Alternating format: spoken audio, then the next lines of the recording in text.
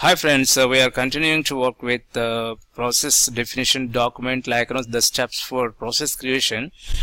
And here we'll see like a work queues. All work queues items should have a result set by the process, and then we can either complete or exception, like a mark complete, like a mark exception. And the process should not just terminate if one of the case has a problem.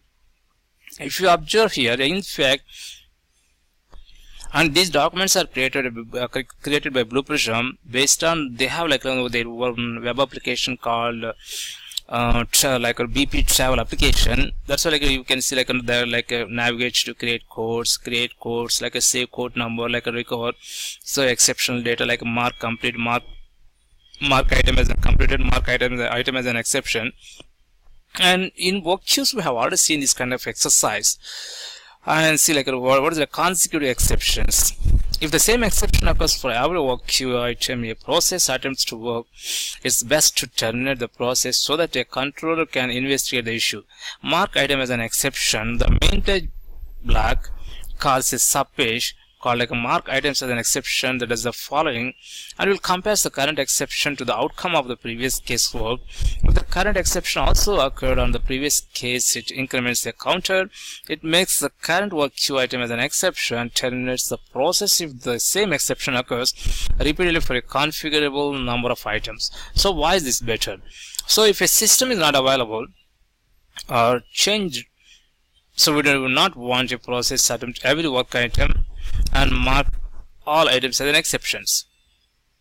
So work queues. So all processes we must use like a work queue, even for business processes that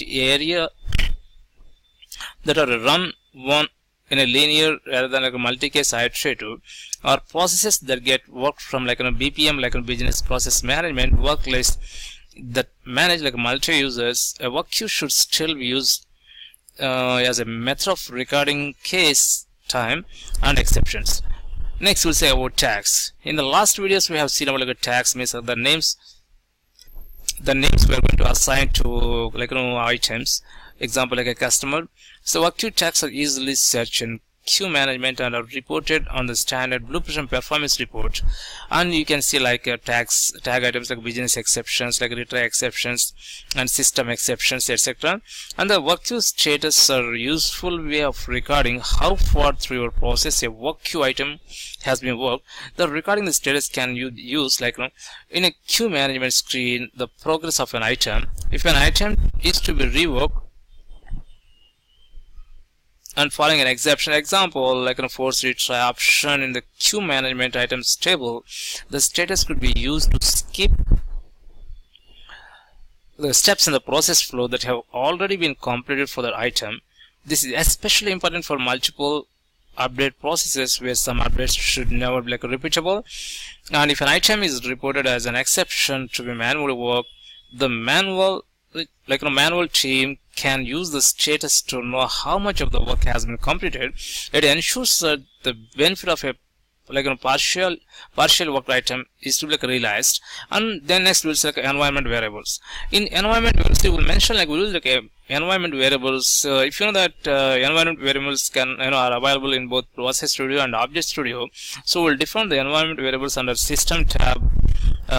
These variables should always be used for storing configurable information such as a network path, email, databases, web service web service configuration, system configuration such as a website URLs, etc. Okay, please stay with us for more information in process definition document. Thank you for watching.